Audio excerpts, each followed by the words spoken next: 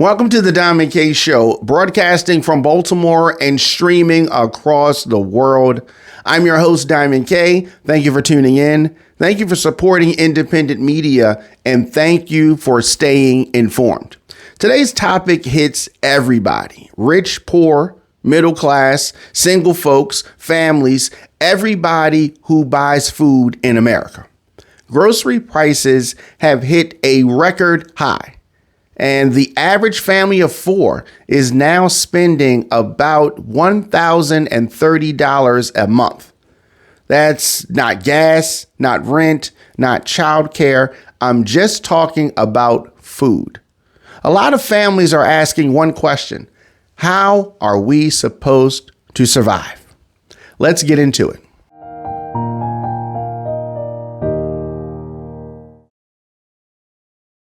Here's the headline. U.S. grocery prices are higher than they've ever been. And the crazy thing is that inflation is supposedly slowing down, right? But what's not slowing down is the price of the food you put in your cart. What used to be a $70 grocery run is now $110. What used to fill the cart halfway barely covers the bottom of the cart today. Bread is up. Meat is up. Eggs are up. Produce is up. Snacks, don't even get me started. And people feel it every time they walk in the store. So the question is, why? Why are prices so high, even though the economy is supposedly cooling down? Now, there are a few big reasons, and none of them are simple. Supply chain issues still aren't fixed. We all heard about shipping delays, trucking shortages, containers jammed up during COVID. But here's what they don't tell you. A lot of that system never went back to normal. Grocers are still paying more to move food from warehouses to stores, and we're the ones covering that at checkout. Labor costs across the food industry are up. Farms, processing plants, meat packing facilities, they're all paying more in wages. And while workers deserve raises, corporations use that as justification for increasing prices way beyond what's needed. Now, corporate pricing power, this is the big one that nobody wants to talk about. A lot of companies raised prices during the pandemic, and they never lowered them. Because why would they? Profits went up, stock prices went up, and families are the ones getting squeezed. There are some global factors as well. Weather events, droughts, wars, export restrictions, all of that affects the food supply. But let's be clear, not all of this is global. Some of this is pure and simple corporate greed. Now let's talk about the real life impact, because it isn't a chart. It isn't a statistic. These are real people. Families with two working adults still struggling to afford groceries. Seniors on fixed incomes having to pick between prescriptions and food. Parents skipping meals so their kids can have seconds. Folks turning to food banks for the first time in their lives. That's what we're going through now. And the hardest part, wages are not rising fast enough to cover the increase. Groceries used to be predictable.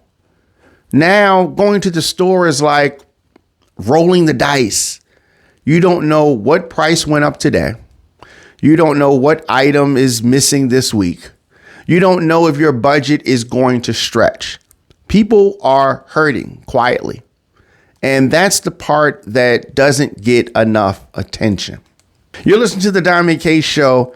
Be sure to subscribe on YouTube, follow the Substack for exclusive articles, and check out onfirebroadcasting.com.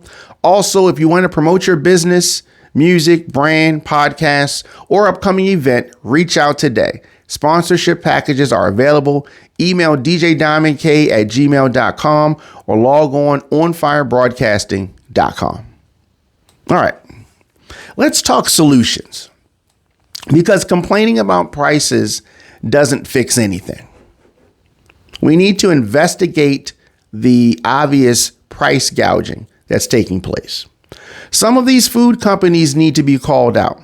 If profits are at record highs while families struggle to buy groceries, someone needs to answer for that.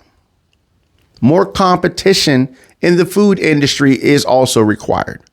A lot of our food is controlled by only a handful of companies. That means they set the prices and we have little to no choice. There's also the need for some policy changes. Congress needs to expand SNAP benefits, make WIC more accessible, and crack down on anti-competitive behavior.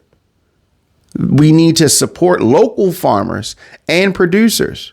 When the food supply is local, prices tend to be more stable.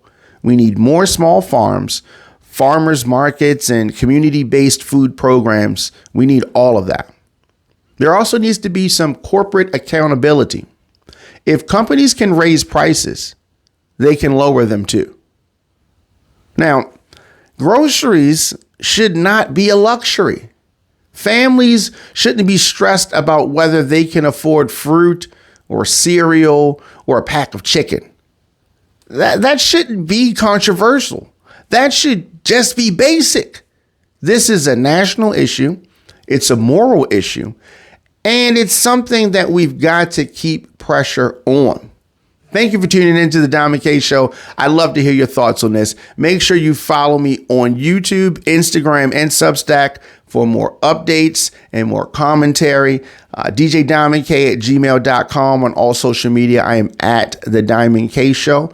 Make sure to follow the Diamond K Report on Substack. My name is Diamond K. Stay informed, stay safe, and I'll see you on the next episode.